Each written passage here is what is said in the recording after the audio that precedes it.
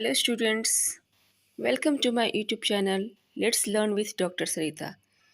Students, आज हम लोग एक नया टॉपिक स्टार्ट कर रहे हैं जो कि है वस्त्र विज्ञान यानी कि टेक्सटाइल्स। हम आज के क्लास में समझेंगे कि टेक्सटाइल्स क्या होता है, हम किसको वस्त्र विज्ञान कहते हैं, वस्त्र विज्ञान का इतिहास क्या है, उसकी परिभाषा समझेंगे, वस्त्र विज्ञान के पीछे पढ़ने के पीछे मूल सिद्धांत क्या है, वस्त्रों की उत्पत्ति किस प्रकार से, उसके मूल सिद्धांत क्या है, वस्त्र का महत्व क्या है। तो चलिए हम क्लास को शुरू करते हैं। आप सभी जानते हैं कि वस्त्र हमारे लिए कितना महत्व है। जिस तरह हमारी जो नेसेसरी आवश्यकता होती है, जिसको हम कि मूलभूत आवश्यकता कहते हैं, वस्त्र हमारी मूलभूत आवश्यकताओं में से एक है। आप जानते हैं कि हमारी मूलभूत आवश्यकता क्या है? रोटी, कपड़ा और मकान, है ना। रोटी, कपड़ा और मकान। तो जो कपड़ा है वो क्या है? वो टेक्सटाइल से ही तो आता है ना।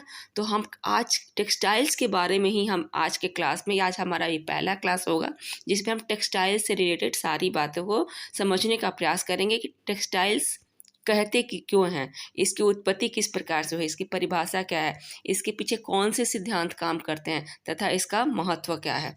ठीक है, तो चलिए हम पहले टेक्सटाइल्स की परिभाषा समझ लेते हैं। और चलिए हम वस्त्र विज्ञान के अर्थ एवं परिभाषा को समझने की कोशिश करते हैं। हम समझते हैं कि जो टेक्सटाइल्स शब्द का हम बार बार यूज़ करते हैं तो ये टेक्सटाइल्स है क्या, कहाँ से आया। तो टेक्सटाइल्स एक लैटिन भाषा का शब्द है ना। इसकी जो टेक्सटाइल्स शब्द है, इसकी उत्पत्ति कहाँ से हुई है? तो इसकी उत्पत्ति लैटिन भाषा के शब्द से हुई है, यानी कि लैटिन भाषा से हुई है, जिसका अर्थ होता है टेक्स और टाइलीज। इसमें दो शब्द है, मतलब इसका अर्थ होता है कि रेशों से बने वस्त्र, यानी कि तंतुओं से बने वस्त्र के लिए टेक्सटाइल शब्द का प्रयोग किया जाता है। तंतुओं से बने वस्त्र के लिए टेक्सटाइल्स का हम प्रयोग करते हैं, टेक्सटाइल शब्द का। तो ये तंतु से वस्त्र कैसे बनते हैं, इन सारी प्रोसेस को हम टेक्सटाइल्स में पढ़ते हैं कि कैसे आप एक तंतु मिल रहा है हमें, तंतु से हमें क्या मिल रहा है? रेशा मिल रहा है।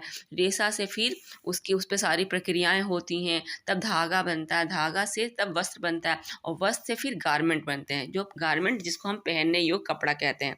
कपड़ा को तो ऐसे नहीं पहन लेंगे ना, उसको हमें स्टिचिंग करनी पड़ेगी, सारी प्रक्रिया होगी। तो उन सभी प्रक्रियाओं को हम टेक्सटाइल्स में पढ़ते हैं। जितनी भी वस्त्र से रिलेटेड प्रक्रियाएं हैं, खेती से लेके हमारे कपड़ा पहनने तक, ठीक है। सिर्फ हम कपड़ा पहनने में टेक्सटाइल्स का प्रयोग नहीं करते हैं, हमारे जीवन के हर क्षेत्र, हमारा जो जीवन का हर क्षेत्र है वो कपड़ा से जुड़ा हुआ है, टेक्सटाइल से जुड़ा हुआ है। आप इमेज करिए, आप सोच लीजिए इसको कि आप कपड़ा तो पहनते ही हैं, वो तो एक आवश्यकता है ही, साथ ही साथ हम हर क्षेत्र में, हम जहाँ भी जाते हैं हमारे साथ कपड़ा होता ही है। आपके बेड पे, आपके घर, बेडरूम से रिलेटेड ले लीजिए, बेडरूम में बेड पे पर्दे होते हैं, कुशन होता है ना। किचन में जाइए तो वहाँ आपके जो आप किचन में काम कर रहे हैं वहाँ आपको कपड़ा चाहिए, डस्टिंग के लिए चाहिए, डिश वॉश करने के लिए चाहिए, फिर आपको बेडरूम गेस्ट रूम में चाहिए, सोफ़ा पे चाहिए, कुशन चाहिए, टेबल क्लॉथ चाहिए। मतलब हर जगह आपको कभी भी ऐसा नहीं सोच सकते हैं कि बिना कपड़ों के हम सर्वाइव कर सकते हैं, बिना कपड़ों के हम नहीं रह सकते हैं। बैग्स हमारे कपड़े के बने होते हैं, जूते कपड़े के बने होते हैं, मोजे कपड़े के बने होते हैं, ऊपर से नीचे तक हम लोग कपड़े से ही ढके होते हैं। तो इस तरह आप अंदाज़ा लगा सकते हैं कि टेक्सटाइल्स का हमारे जीवन में कितना महत्व है। तो यहाँ हमने देखा कि टेक्सटाइल्स का क्या मतलब वर्ड जो टेक्सटाइल्स है वो कहाँ से आया है, तो वो लैटिन शब्द से आया है, जिसका जो वर्ड है टेक्सटाइलीज। इसका अर्थ होता है तंतु से बने वस्त्र, है ना। चलिए हम आगे और देखते हैं इसमें क्या है। परिभाषा की बात करें तो टेक्सटाइल्स जो वस्त्र विज्ञान है वह विज्ञान है, उसके अंतर्गत वस्त्र से, रेशा से लेके और हमारे कपड़े तक बनने की, गारमेंट तक की सारी प्रक्रिया आती है। तो वस्त्र विज्ञान वह विज्ञान है जिसके अंतर्गत वस्त्र बनने वाले प्राकृतिक एवं कृत्रिम, ठीक है, इसमें सभी रेशे आएंगे, प्राकृतिक एवं कृत्रिम। हम जब उसका वर्गीकरण पढ़ेंगे, क्लासिफिकेशन ऑफ फाइबर, तब हम पढ़ेंगे कि फाइबर कितने प्रकार के होते हैं। यहाँ बस समझ लीजिए कि प्राकृतिक और कृत्रिम जो तंतु होते हैं, वस्त्र निर्माण की समस्त विधियों, जितनी भी प्रोसेस होती है वस्त्र निर्माण में, इसका भी वस्त्र विज्ञान का जो आपका जो ये है पोर्शन है, जो आपका पार्ट है, जो आपका सिलेबस है, बहुत ही ब्रॉड है। इसको हमको बहुत ज़्यादा पढ़ना है और डिटेल में हम पढ़ेंगे। तो आज तो हमारी पहली क्लास है, चलिए हम पढ़ते हैं और बहुत कुछ सीखेंगे इसमें। तो क्या है इस डेफिनेशन में कि वस्त्र विज्ञान वह विज्ञान है जिसके अंतर्गत वस्त्र बनाने वाले प्राकृतिक एवं कृत्रिम तंतुओं का वस्त्र निर्माण की समस्त विधियों का, वस्त्र की परिसज्जा का, वस्त्र की रख रखाव का, संग्रह का, उचित प्रकार से धुलाई का व्यवस्थित वैज्ञानिक अध्ययन किया जाता है। आप देख लिए, वस्त्र को जो हम खरीदते हैं, ठीक है, बनाने से लेके पहनने तक, स्टोर करने तक, सभी चीज़ों का हम वस्त्र विज्ञान में अध्ययन करते हैं। ओके, आई होप आपको डेफिनेशन समझ में आया होगा। ये आपकी प्रक्रिया है। आप यहाँ पे मैंने कपास का उदाहरण लिया है कि देखिए कैसे कपास पहले खेतों में यहाँ पे खेती हो रही है, ठीक है, कपास के पौधे उगाए जा रहे हैं। उसके बाद कपास के जो पौधे से जो फूल होता है, फूल की यहाँ पे ना छांटा जा रहा है, ठीक है। मैं इसको थोड़ा सा और बड़ा कर दूँ, इस फिगर को, आपको समझ में आएगा। देखिए इसको क्या, फिगर को यहाँ पे कपास की खेती हुई, उसके बाद क्या किया गया, छांटा गया एक एक करके, उसमें से अच्छी क्वालिटी के जो फूल होते हैं उसको, जो खराब क्वालिटी के, जो मध्यम क्वालिटी के, उसको अलग कर लिया जाता है। ओके, उसके बाद वहाँ हुई तो फिर हमें रुई मिला, ठीक है। रुई से उसके बीज को, जितनी गंदगी है, डस्ट पार्टिकल से सबको अलग कर लिया गया। फिर क्या हुआ, उसको धागा में, मतलब धागा तो नहीं बना यहाँ, उसको एक हम लंबा, उसको छोटे छोटे जो कपास के, जो कपास से रुई मिल रहा है, उसको हम आपस में पिरो के क्या बनाते हैं, हम एक संरचना बनाते हैं, धागा नुमा संरचना ही कह लीजिए, ठीक है। उसके बाद क्या हो रहा है, देखिए धागा नुमा, जैसे कि हम कपास को, जो आप रुई है उसको हाथों से लेके बटेंगे ना, एक दूसरे में सटा के लंबा लंबा करेंगे और ऐंठते जाएंगे, तो वो धागा की संरचना ले लेता है, ठीक है। फिर मशीन में सारी आपकी इंडस्ट्रीज में जाके सारी प्रोसेस होती है, धागा बनता है। उसके बाद धागा से, फिर धागा से बुनाई होती है वस्त्र की। तो इस प्रकार ये है कि रेसे बनाने की, रेसे से कपड़े बनाने की इतनी सारी प्रक्रियाएं हैं। इसमें और भी बहुत सारी प्रक्रियाएं, धागा बना, फिर धागा पे, उस पे परिचर्चा होती है, डाइंग होता है ना, कपड़े, फिर हमें धागा मिलता है, धागे से कपड़े बुनते हैं, फिर परिचर्चा होगी, डाइंग होगी, पेंटिंग होगी, धागे की अवस्था में भी बहुत सारे धागों में कलर किया जाता है, उसमें परिचर्चा की जाती है। तो ये बहुत ही लंबा प्रोसेस है, हमारी खेती से लेके, रेशों की खेती से लेके हमारे गारमेंट बनने तक की। इन सारी प्रक्रियाओं को हम एक एक करके अलग अलग चैप्टर में डिटेल से पढ़ेंगे, ठीक है। अब हम देख लेते हैं वस्त्र का हमारे लिए क्या महत्व है। तो देखिए, वस्त्र हमारे जीवन की मूलभूत आवश्यकता है ना। जिस प्रकार रोटी आवश्यकता है, भोजन हमारी आवश्यकता है, मकान हमारी आवश्यकता है, उसी प्रकार वस्त्र भी हमारे जीवन की क्या है, मूलभूत आवश्यकता होती है। ये हमारी शारीरिक आवश्यकता है, पहनने के लिए चाहिए वस्त्र, ढक, हमारे कपड़े अपने आप शरीर को ढकने के लिए चाहिए, है ना। तो ये तो शारीरिक अवस्था को फुलफिल कर रही है, हमें सर्दी से बचाती है, गर्मी से बचाती है, बरसात से बचाती है ना। जो छाता है बरसात में यूज करते हैं, रेनकोट पहनते हैं, छाता भी तो वस्त्र से ही बना हुआ है। आप सोच नहीं सकते हैं कि वस्त्र के बिना हम रह सकते हैं, एक पल भी नहीं रह सकते, सिर्फ पहनने से नहीं, और भी अनेक कामों के लिए। धूप में जा रहे तो छाता चाहिए, बरसात से बचने के लिए छाता चाहिए, रेनकोट चाहिए, कहीं बाहर मार्केटिंग करने जा रहे हैं तो बैग चाहिए, जूता चप्पल कपड़े सब तो उसी से बने हुए हैं। चेयर पे बैठ रहे हैं तो सोफा में लगा हुआ है, चेयर पे भी लगा हुआ है गद्दा, तो हर जगह उसके बिना हम इमेजिन नहीं कर सकते हैं कि हम वस्त्र के बिना रह सकते हैं। तो इस प्रकार हमारी सारी आवश्यकता को पूरा कर रही है, ठीक है। हमें सर्दी गर्मी बरसात से बचाती है, धूप से बचाती है। उसके बाद हमारी मानसिक आवश्यकता को पूरा कर रहा है। मानसिक आवश्यकता कैसे, अच्छे कपड़े आप पहनते हैं तो आपको सेटिस्फेक्शन मिलता है ना। अब नए कपड़े आपको कभी दिलाया जाता है तो आपको सेटिस्फेक्शन मिलता है। आप कहीं जा रहे हैं, इंटरव्यू करने जा रहे तो हमें सेटिस्फेक्शन दिलाता है। इंटरव्यू करने जाता है, उसके अकॉर्डिंग हम कपड़े पहनते हैं। उसी प्रकार सामाजिक आवश्यकता को पूरा करता है। समाज में वस्त्र हमें प्रतिष्ठा दिलाता है, प्रतिष्ठा के होते हैं।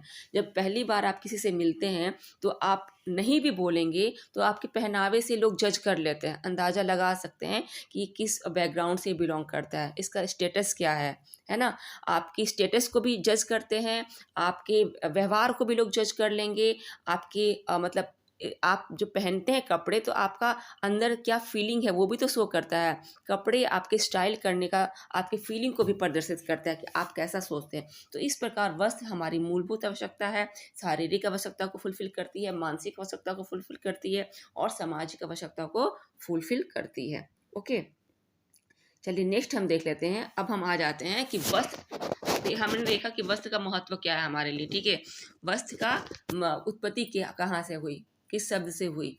उसके बाद हम देख रहे हैं कि वस्त्र की हमने परिभाषा देख लिया। अब हम देखते हैं कि वस्त्र का जो संरचना होती है, वो उसकी मूलभूत इकाई किसे कहते हैं। उसका मतलब जैसे शरीर का जो मूलभूत इकाई क्या है, कोशिका है सेल है ना। उसी प्रकार वस्त्र की मूलभूत इकाई क्या है? तो वस्त्र की मूलभूत इकाई रेशा है, जिसको कि तंतु भी कहते हैं, तंतु कहते हैं, फाइबर कहते हैं, है ना।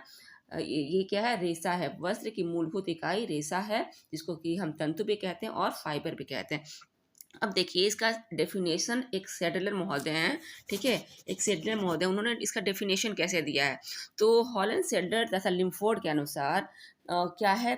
तंतुओं की एकत्रीकरण का सामान्य नाम सूत है। जब तंतु का हम एकत्रित कर लेते हैं, तंतु कहाँ से मिलता है? तो खेती से मिलता है ना, कपास से हमें मिल रहा है तंतु, फाइबर मिल रहा है, ठीक है। उसको एकत्र कर लिया जाता है, तो एकत्र करके क्या बनाते हैं? सूत बनाते हैं, और आपस में दबाए और गूथे जा सकते हैं। सूत उसी को कहते हैं, तंतु उसी को कहते हैं जो कि दबा आपस में मिला के और उसको मतलब मिला के लंबा बनाया जा सके, ठीक है। तो उसको हम तंतु कह सकते हैं। और वैसे ही तंतु से वस्त्र बनते हैं जो कि सारी प्रक्रियाओं को सहन करने की जिसमें कैपेसिटी होती है।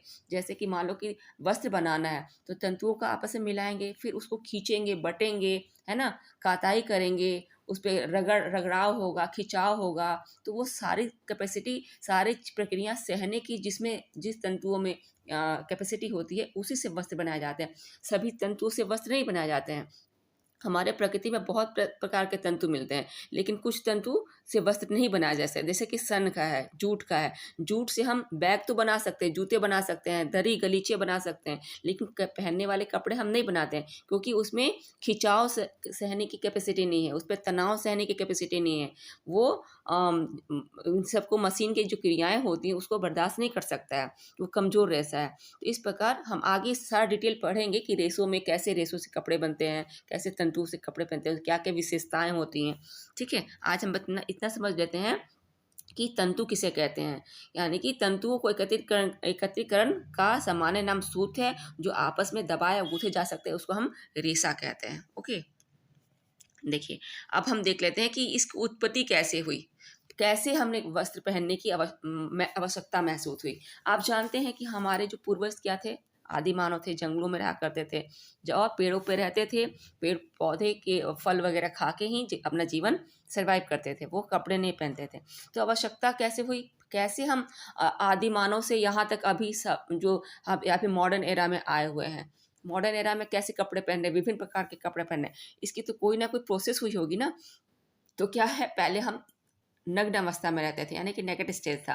तो उसमें क्या होता था, हम मनुष्य पेड़ की पत्तियों तथा उसकी छालों का प्रयोग कर, क्योंकि जंगल में रहते थे, तो थोड़ी सी उनको लज्जा महसूस हुई। तो क्या हुआ, वो जंगल से वो जो अपने आप को उनको लज्जा नहीं बोलेंगे, अगर गर्मी और बरसात वगैरह से बचने के लिए, ठंड से बचने के लिए, और इंसान को जब किसी चीज़ की जब आवश्यकता होती है तभी तो वो खोज करता है। कोई भी जो ये होता है, खोज होता है, आविष्कार होता है, तो कहते हैं ना, आविष्कार आवश्यकता की जननी है। तो मनुष्य जब जब आदि मानव जब जंगल में रह रहे थे, तो उनको बरसात से बचने के लिए, ठंड से बचने के लिए, गर्मी से बचने के लिए अपने आप को ढकने की आवश्यकता महसूस हुई। तो क्योंकि वो पेड़ पौधे पेड़ पे रहते थे, जंगलों में रहते थे, तो वहाँ क्या अवेलेबल था? जो अवेलेबल था, तो उससे उन्होंने अपने शरीर को ढका, छालों का प्रयोग किया, क्योंकि जानवरों को मार के खाते थे। तो जानवरों के या जानवर मरे पड़े हैं, तो उनकी छाल से लेके उन्होंने ढका अपने आप को, तो उनको गर्मी महसूस हुई, ठीक है। तो इस प्रकार नग्न अवस्था में क्या हुआ, मनुष्य पेड़ की पत्तियों तथा उसके छालों का प्रयोग कर शरीर को ढकते थे। किसके लिए? सिर्फ सुरक्षा के लिए, अपनी सुरक्षा के लिए, और उनके मन में और दूसरी कोई बात नहीं थी। दूसरी बात क्या फिर शिकार की आवश्यकता हुई, ठीक है। शिकार का खोज जैसे हुआ, आप जानते हैं हिस्ट्री में आपने पढ़ा है कि शिकार की खोज कैसे हुई। कोई पंछी मांस का लोथड़ा लेके जा रहा था, वो आग नीचे जल रही थी, और आग का आविष्कार भी कैसे हुआ यह बचपन में पढ़ चुके हैं। तो उस आग में वो मांस का टुकड़ा गिर गया, और जब आदि मानव वहाँ पे थे तो उन्हें वो मांस का टुकड़ा खाया, तो उन्हें स्वादिष्ट लगा।